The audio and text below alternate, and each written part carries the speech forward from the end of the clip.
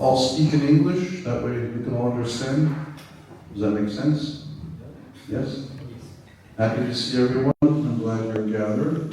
And even coming here this evening, I would hope the fathers here at Sabor, or Cabramatta, all the parishes can gather you like this, whether it's once every 2 months, during Great Lent, or more often, because it's important for you to see and be with the clergy, and for the clergy to see you.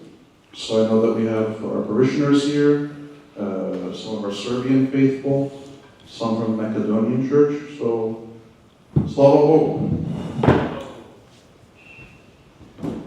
I'm visiting the Diocese, as you know, Sydney and Victoria.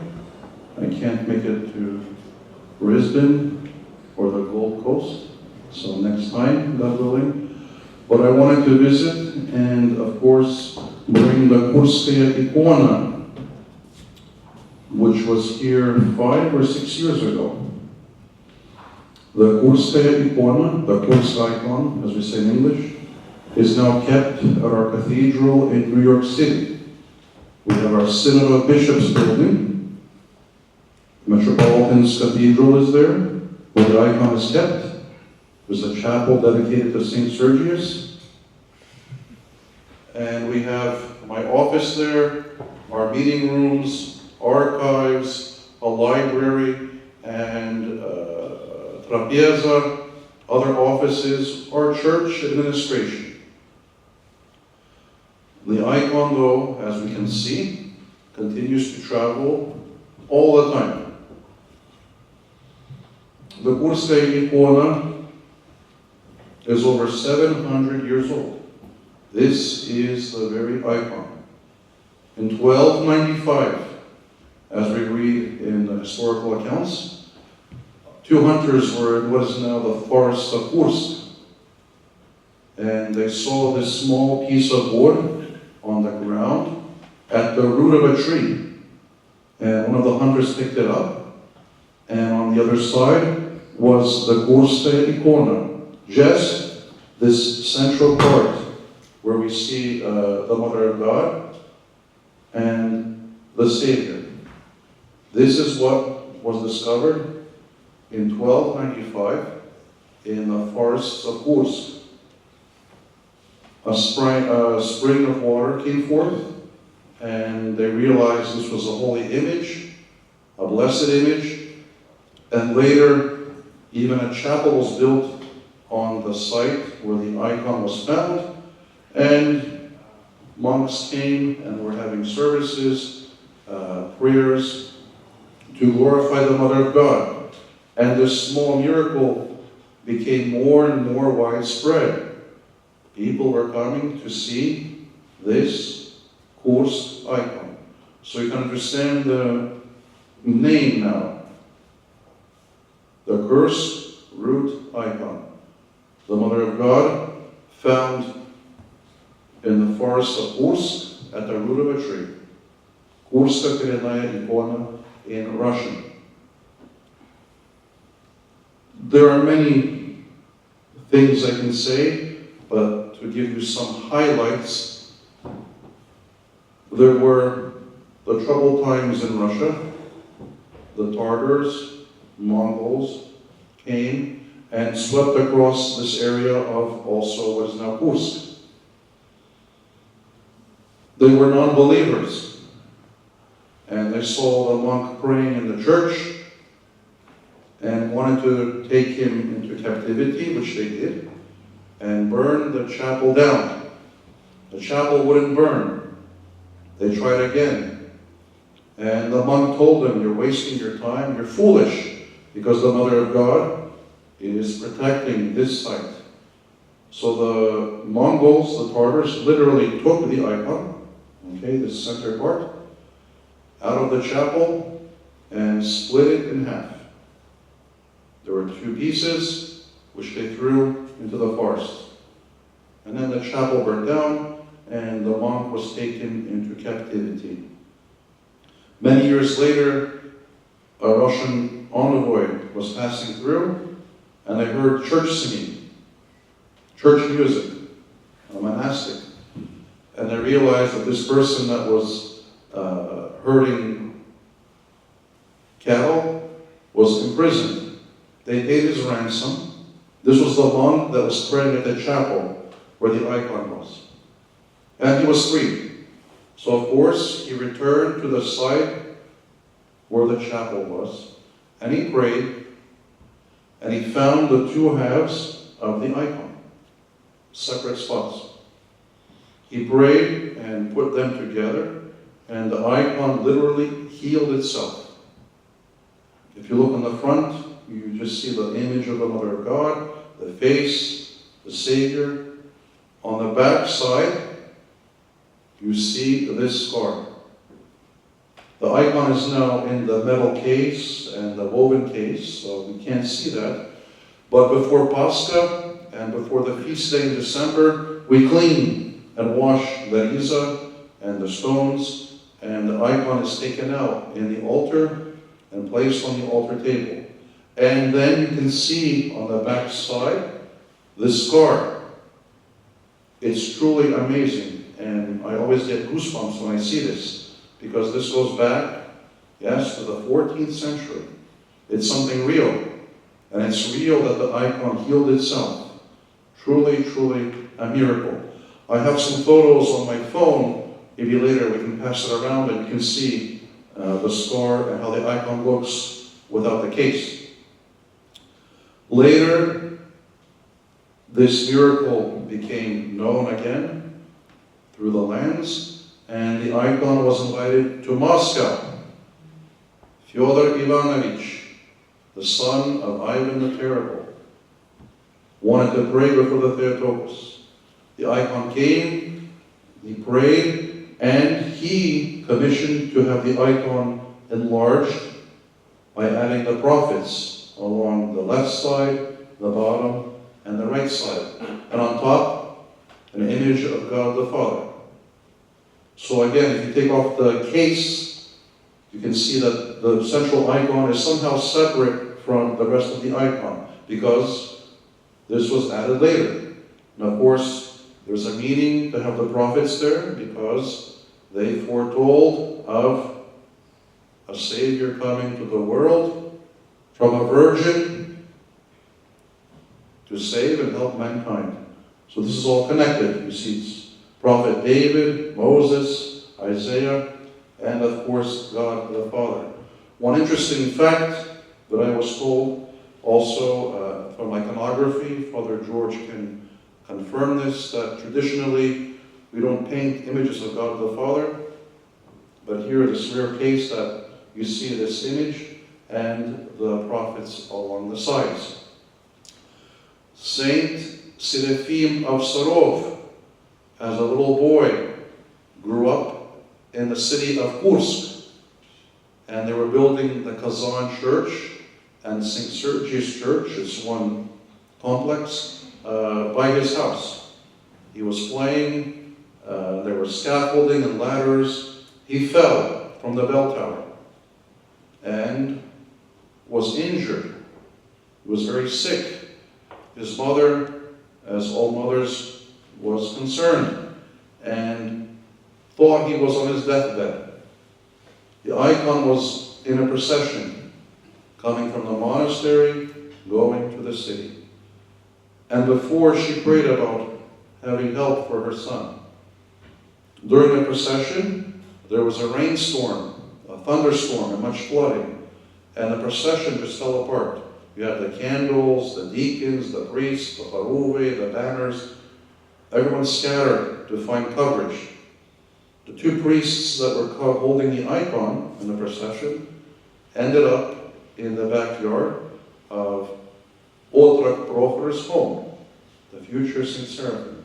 The mother saw this miracle because she prayed to the Mother of God, invited the icon to the home, and as a little boy, St. Seraphim prayed before this very icon and was healed and gave his life to God, became a monastic, and as we know, St. Seraphim. There's a connection to this icon and to all of us. The icon blessed the Russian czars and tsarinas and left Russia, the Crimea, in 1920 with the Russian immigration. There was the revolution, troubled times. They couldn't stay. And so with Metropolitan Antoni Hrabavitsky, our first Metropolitan, with many clergy and faithful, the icon was taken from Crimea to Constantinople and then to Serbia, Belgrade, where the Russian bishops and the clergy found a safe haven and a time to organize themselves, to understand what is happening, to preserve the church and the faith and each other. And leading the way was the Kursk icon. Later, the icon traveled to Austria and Germany, Switzerland, and finally, in January of 1951, to New York. It was brought to New York by then Archimandrit Averki Taushev, who later was the bishop and abbot in Jordanville. These names you should, I dare say, be familiar with. Antoni Hrabavitsky, Archiepiscop Averki. This is part of our church history, and you should know these things. The icon was in a place called Mahapak for about 6 years. That's where Vladika Anastasi was, our second Metropolitan. Another name you should know, Metropolitan Anastasi Gribanovsky.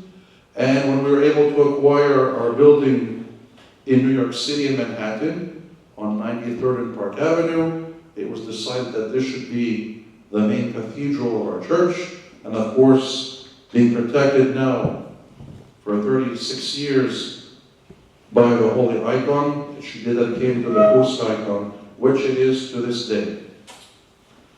And we continue the tradition that the icon leads not only now the Russian people, but all Orthodox people to salvation. And this is why we travel with this icon to Canada, across America, and to Australia, to have the connection to holiness, as I spoke about in my sermons, to understand that we have a connection to our faith, our history, and of course we have a future, because the Mother of God in this image leads us to salvation. It's been 10-15 minutes, and I've just really hit some highlights. Maybe you can ask some questions later, but again, these are important things to know. 1295, Fyodor Ivanovich enlarged the icon. Irina Fyodorovna, the Tsarina, made the first metal riza to decorate the icon with. There were other metal cases with jewels and stones and gold, but when the bishops left Kursk and then the Crimea, they couldn't take everything. And this is how the icon left Russia in 1920, with this riza. And we're told it's the most simple one. So we can imagine what the others were like. It must have been a riza for Pascha, a riza for the summer, a riza for Big Lent. But this riza was used for the processions, and it was the most simple one. And here we have this image, which also is a sign for us to be humble and simple in our lives. The cloth covering case is from Jerusalem. Our nuns make these velvet cases to also adorn and beautify the icon and in a way protect it. One is made almost every year, so we change them, and sometimes the parishes or other clergy have a blessing to have one of the old covers in their homes, and they commission an icon to be painted, and it is a blessing and a connection, of course, to the Kursk icon. Again, this is just very, very brief. The highlights, you could say, but truly we are in the presence of holiness. To think who was prayed before the icon? St. John of Francisco. Probably your parents, the other bishops, and all of our faithful across the globe. And it's truly, truly amazing. I remember the glorification of St. John in 1994, there were 3 icons that were coming to also bless this event. And the Synod and Vuldic Antoni then of San Francisco decreed that the Montreal icon should be greeted first. And then there was an icon, the Vladimir Mother of God from San Francisco, and then the Kursk icon. It really shows the significance and priority that you give to the Kursk icon, and we try to do that today. Something so important, something to understand and realize. When it visits, you have to be in church to pay your respects and to venerate the Mother of God in her image of the Kurskaya ikona. To quickly just mention where I've been in Australia now the last 2 weeks. Father asked to say a few things, and then you might have some questions. We visited with Father Serafim Dunn and my brother Deacon Yevgeny, Auckland, New Zealand, and then Christchurch, and we had services, Akafis and Maredins, and then we arrived to sunny, warm Sydney. This is nice weather for me. I don't know. We had, of course, the feast of Pitra and Pavla here, and then I visited some other parishes, Cabramatta, Croydon. We had a wonderful service for the feast day. Carlton, St. George's Church, Fairfield, St. Nicholas Church, the Sneak, where Father Joachim serves, the Kentland, the convent, and now I was in Victoria, in Dandenong, the Melbourne Church, Brunswick, as some people refer it to, and Geelong. And we arrived back to Sydney yesterday, and today again I served in Cabramatta, and here we are tonight.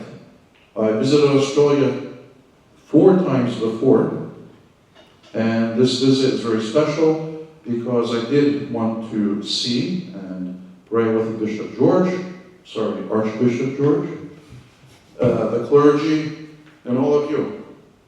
I have a very special obedience. It weighs on my shoulders, but with my bishops, with the priests, with all of you, the burden is somewhat lightened because I think we're all striving for the same thing.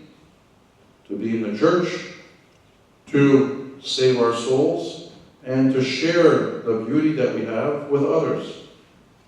We continue, yes. People come and go, but our mission, our church has to be alive, and we all actively participate. Our synod, the bishops do their best to lead, to give an example, but we need you to also take part in the life of the church.